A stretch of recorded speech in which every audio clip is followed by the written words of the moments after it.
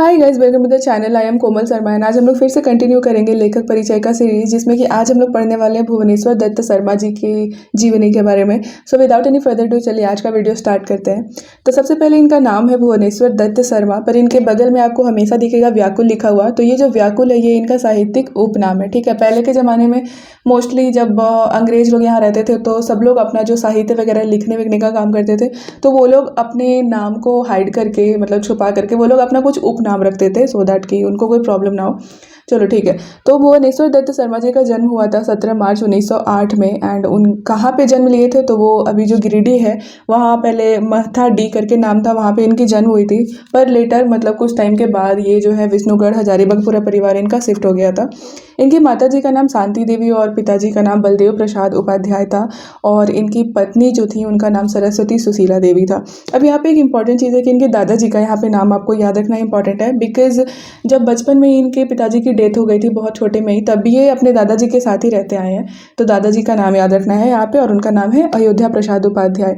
तो ये हो गया इनका पर्सनल बात। अब हम लोग इनका साहित्यिक जर्नी देखेंगे। तो जैसा कि मैंने बताया, बहुत ही छोटी उम्र में ही इनके पिताजी का डेथ हो गया था, उसकी वजह से वो दादाजी के साथ अपने रहने लगे थे। तो दादाजी का इनका बहुत ही बड़ा योगदान रहा है इनके साहित्यिक जर्नी में, क्योंकि इन्होंने बहुत सारी शिक्षा दी है इनको और सब कुछ किया है। ओके, तो एक बार क्या हुआ था कि इनको जब घर में मन नहीं लग रहा होता था, तो ये क्या किए थे कि जब ये 11 साल के थे तो घर से भागकर वो काशी चले गए थे, बनारस। पर वहाँ पे कुछ दिन के बाद वो वापस वहाँ से लौट भी आए थे। उसके बाद 1925 में गांधी जी के संपर्क में आए थे, और जहाँ से इनको आज़ादी और देशभक्ति में भी काफ़ी ज़्यादा इनको रुचि था, तो वो आज़ादी की लड़ाई में भी कूद गए थे। उनके बाद गांधी जी के साथ रहने लगे थे, तो कांग्रेसी कार्यकर्ताओं से इनका बहुत ज़्यादा मिलना जुलना होने लगा था और हर चीज़ें वो करते थे। तो उनमें से एक थी सरस्वती सुशीला देवी, तो उनसे इनका मिलना जुलना होता था, उनके साथ ये काम करते थे, ये समय बीतता था। तो इस वजह से इनको धीरे धीरे उनसे हो गया था प्यार। पर जो सुशीला देवी थी, सरस्वती सुशीला देवी, वो एक विधवा थी और दूसरे जाति की थी, पर फिर भी सारे जाति पाति हर चीज़ को छोड़ छाड़ कर व्याकुल जी जो हैं, भुवनेश्वर दत्त शर्मा जी जो हैं, वो सरस्वती सुशीला देवी से शादी कर लेते हैं। और फिर उनको बाद में बहुत ज़्यादा प्रॉब्लम हुआ था, सब लोग विरोध भी कर रहे थे, पर इन्होंने कर लिया था। ओके, अब हम लोग देख लेते हैं कि इनको सम्मान क्या मिला। तो जब ये जीवित थे तब इनको तो कोई सम्मान नहीं मिला था, पर इनके मरने के बाद 1989 में खोरठा साहित्य संस्कृति परिषद के द्वारा इनको श्रीनिवास पानुरी स्मृति सम्मान दिया गया था। अब इनकी रचना की अगर बात करें तो इनका कोई एक लैंग्वेज नहीं था कि इन्होंने बस खोरठा में ही लिखा है।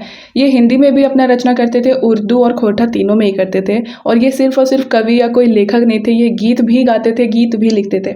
तो इनका बहुत बड़ा योगदान रहा है। तो चलिए एक एक करके देखते हैं। तो हिंदी रचना में इनका रहा है जैसे कि प्रताप, वर्तमान, कर्मवीर, लोकमान्य, विश्वामित्र, हिंदू, पंच, बालक, जनता, सफ़र का साथी जो कि कविता संग्रह, हिंदुस्तान, फिर कलमे व्याकुल, ये भी कविता संग्रह।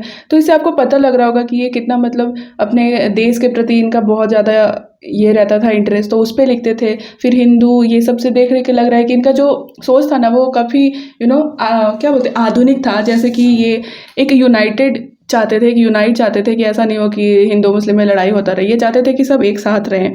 उसके बाद इनका आधुनिक सोच कहने का हिसाब से है कि ये शिक्षा में काफ़ी ज़्यादा इनका विश्वास था कि लोग शिक्षित रहें। और इनका बहुत सारा जब आप कविता पढ़ेंगे तो आपको समझ में आएगा कि उनके रचना में लिखा हुआ है कि वो कैसे शिक्षित लोगों को देख के खुश होते हैं, बच्चों को पढ़ता देख करके खुश होते हैं, बच्चों के पीठ में बैग देख करके खुश होते हैं। तो ये सारी चीज़ें इनके बारे में बहुत ज़्यादा इंटरेस्टिंग है। उसके बाद उर्दू में इन्होंने लिखा है हुस्नो इश्क और फलक से। खोरठा में इन्होंने लिखा है भुवनेश्वर व्याकुल की जीवनी, जो कि इनके खुद पर है। और किसानों का आंत्रनाद, मादल और मादल ध्वनि मधुर ताल, ये सारे खोरठा में जो कि गीत संग्रह। तो ये रहा भुवनेश्वर दत्त शर्मा जी का कहानी, जो कि काफ़ी ज़्यादा इंटरेस्टिंग रहा है। और ये काफ़ी ज़्यादा अपना योगदान दिए हैं खोरठा के फील्ड में। बहुत ज़्यादा प्राउड थे ये अपने खोरठा लैंग्वेज को लेके, मातृभाषा को लेके। जब लोग शर्माते हैं खोरठा बात करने में खोरठा में, तो ये स्टेज पर जाकर के बेधड़क बिल्कुल खोरठा में गीत गाते थे, कविताएं बोलते थे। तो इनका बहुत ही अच्छा रहा है। सो yeah that's it for today. हम लोग फिर से मिलेंगे नेक्स्ट वीडियो में विद अनदर लेखक एंड उनका जीवनी। So yeah that's it for today. मेरे चैनल को सब्सक्राइब करना मत भूलना। Bye, thank you.